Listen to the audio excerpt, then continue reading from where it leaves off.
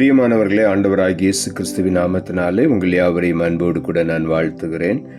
ஆண்டவர் கிருபையாய் நமக்கு கொடுத்த இந்த புதிய நாளுக்காக முதலாவது நாம் ஆண்டவருக்கு நன்றி சொல்லுவோம்.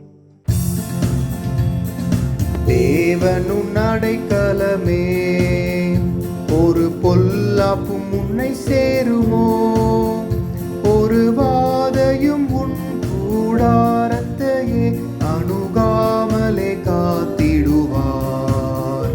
ஒரு வாதையும் உன் கூடாரத்தையே அணுகாமலே காத்திடுவார். அவர் செட்டையின் கீழடைக்கலம் புகவே தம் சிறகுகளால் மூடுவார். அவர் செட்டையின் கீழடைக்கலம் புகவே தம் சிறகுகளால் மூடுவார்.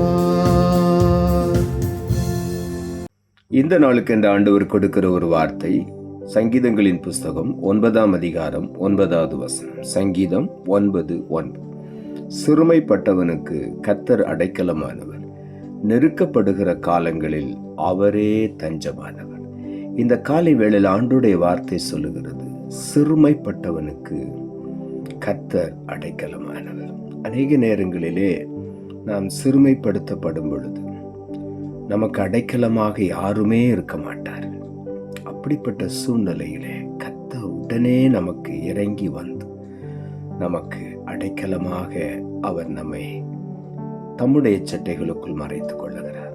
மாத்திரமல்ல, நெருக்கப்படுகிற காலங்களில் தஞ்சமாக ஓடி வந்து நம்மை அணைத்துக் கொள்ளுகிறார். ஆகவே இந்த காலை வேளையில நாம் நெருக்கப்படும் பொழுது, சிறுமைப்படுத்தப்படும் பொழுது, ஐயோ நான் தனியா இருக்கிறேனே, எனக்கு யாருமே உதவிக்கு இல்லையே என்று சொல்லி நாம் சோர்ந்து போக வேண்டாம். கர்த்தர் நம்முடைய சிறுமையை கண்ணோக்கி பார்க்கிற தேவன். அவர் ஒருபோதும் நாம் சிறுமைப்படும் பொழுது அப்படியே விட்டு விடுகிற தேவன் அல்ல.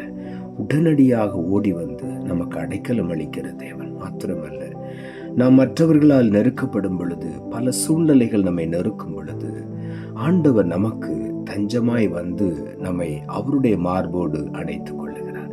ஆகவே இந்த காலை வேளையில ஆண்டவருக்கு நாம் நன்றி சொல்லுவோம்.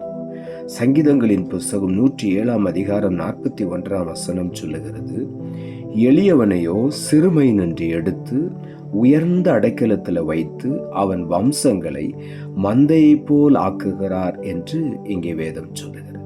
எளியவனை ஒருபோதும் ஆண்டவர் மறக்கவே மாட்டார்.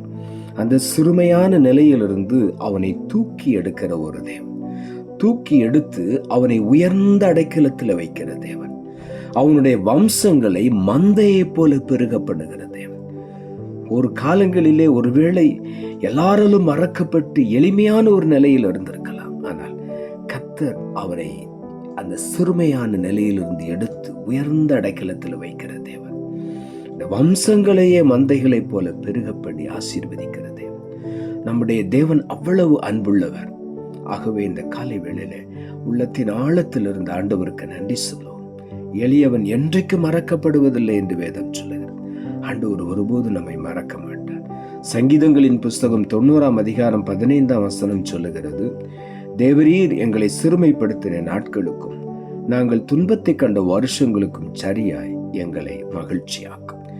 இந்த காலைவேளையில் ஆண்டவருடைய வார்த்தை சொல்லுகிறது, சிறுமைப்படுத்தின நாட்கள்.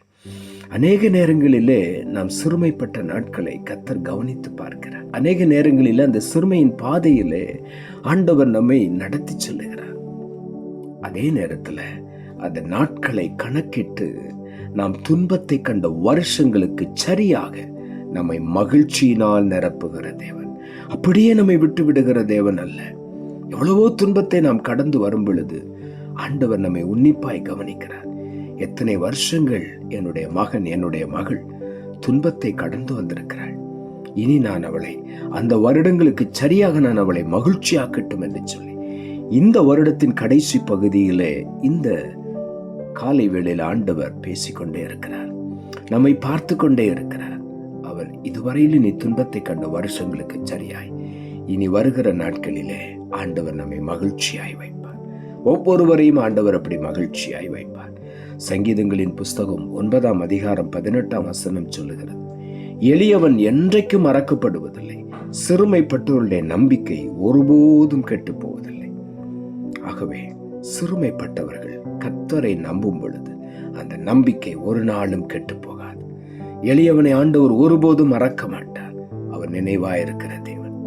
எரேமியா தீர்க்கதரிசன புஸ்தகம் 30ஆம் அதிகாரம் 19ஆம் வசனம் சொல்லுகிறது, அவைகளிலிருந்து ஸ்தோத்திரமும் ஆடல் பாடலின் சத்தமும் புறப்படும்.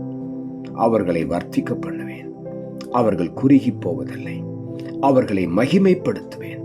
அவர்கள் சிறுமைப்படுவதில்லை. அவைகளிலிருந்து ஸ்தோத்திரமும் ஆடல் பாடலின் சத்தமும் புறப்படும். ஒருவேளை பல நாட்கள் அழுகையும் புலம்பலுமாய் இருந்திருக்கலாம். அதே இடத்திலிருந்து ஆண்டவர் சொல்லுகிறார், ஸ்தோத்திரமும் ஆடல் பாடலின் சத்தமும் புறப்படும். வருடத்தின் கடைசி நாட்களில் ஆண்டவர் சொல்லிக் கொண்டிருக்கிறார், இதே ஜனங்கள் மத்தியிலிருந்து, இதே குடும்பத்தின் மத்தியிலிருந்து ஸ்தோத்திரமும் ஆடல் பாடலின் சத்தமும் இன்னும் சில நாட்களுக்குள்ளே புறப்படும். இந்த புதிய ஆண்டுக்குள் போகும் பொழுது மகிழ்ச்சியோடு ஆண்டவரை துதித்து ஆடல் பாடலோடு கூட நாம் புதிய ஆண்டுக்குள் பிரவேசிக்க போகிறோம். காரணம், ஆண்டவர் வாக்கு பண்ணி இருக்கிறார், நான் அவர்களை வர்த்திக்க பண்ணுவேன். அவர்கள் ஒரு நாளும் குறுகி போவதில்லை. அவர்களை மகிமைப்படுத்துவேன். அவர்கள் சிறுமைப்படுவதில்லை. ஆகவே இந்த காலை வேளையில உள்ளத்தின் ஆழத்திலிருந்து ஆண்டவருக்கு நாம் நன்றி சொல்லுவோம். நாம் ஜெபிப்போம். அன்புள்ள ஆண்டவரை, கிருபையானி கொடுத்த இந்த புதிய நாளுக்காக உமக்கு நாங்கள் நன்றி செலுத்துகிறோம். ஆண்டவர் கொடுத்த ஜீவனுள்ள வார்த்தைக்காக நன்றி.